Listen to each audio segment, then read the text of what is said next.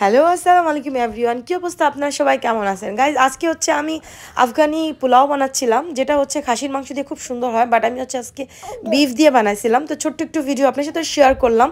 আমি হচ্ছে ফার্স্টে ভাবছিলাম এমনিই বানাবো, বাচ্চাদের জন্য বানাচ্ছিলাম, পরে ভাবলাম শর্টকাটে ভিডিওটা আপনার সাথে একটু করে শেয়ার করি। আজকে হচ্ছে আমি কাবুলি পোলাও বানাইতেছি।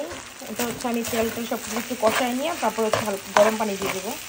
ওকে, আর কাবুলি পোলার জন্য আমি হচ্ছে মাংসটা একদম সাদা সাদা করে রান্না করছি একদম। আর এই যে আমি একটু বাদাম করে রাখছি কাবুলি পোলার ভিতরে দিব। অলরেডি আমি কিশমিশ দিয়ে দিচ্ছি, মিক্স দিচ্ছি, ভাজা ভাজা করতেছি, এখন পানি দিয়ে দেবো। এই যে আমি একটু পানিটা দিয়ে দিলাম, ঠিক আছে, আন্দাজ করে যেন ঝরঝরে থাকে। আর আমি হচ্ছে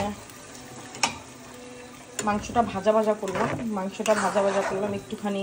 চালটা আমি ভিজায় রাখছিলাম 10-15 মিনিটের মতো। দেখেন কালারটা আসতেছে, হালকা একটা লালচে লালচে কালার আসবে। আর আমি হচ্ছে তার সাথে সাথে কফি খাচ্ছি ওয়াফলের সাথে। ওয়াফল খুবই টেস্টি আজকে বানাইছিলাম আমার বাচ্চাদের জন্য। তো এই যে দেখেন পানিটা খুব বেশি দিব না, এখন একদম আঁচটা কমাই দিব আর ঢাইকা দিব। আমি লবণ টবণ সব কিছু দিয়ে দিচ্ছি অলরেডি। ঘি দিয়ে বানালে অনেক সুন্দর হয়, বেশিরভাগ ঘি দিয়ে বানাতে চেষ্টা করবেন। খুবই সুন্দর একটা লুক আসছে দেখো।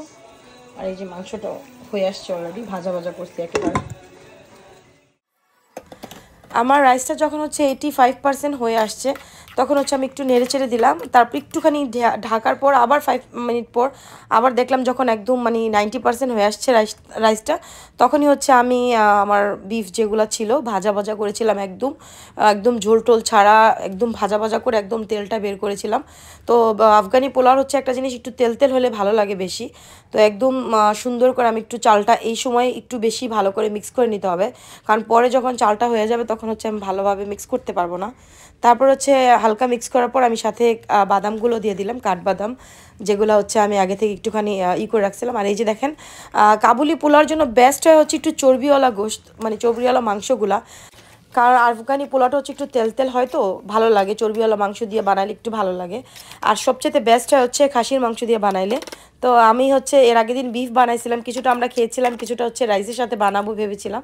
তো যাই হোক শর্টকাট এরকম করে বানাই ফেললাম আর আপনাদের সাথেও শেয়ার করলাম।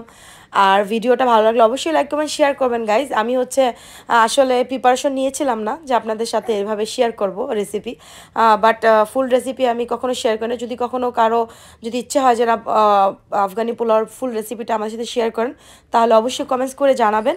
আর কে কোন জায়গা থেকে আমার ভিডিওটা দেখতেছেন সেটাও অবশ্যই আমাকে কমেন্টস করে জানাবেন। ভালো থাকবেন সবাই, আল্লাহ হাফেজ। থ্যাংক ইউ সো মাচ আমার ভিডিও দেখার জন্য, লাইক করার জন্য আর আপনাদের সাপোর্টের জন্য। আল্লাহ হাফেজ অ্যান্ড আসসালামু আলাইকুম।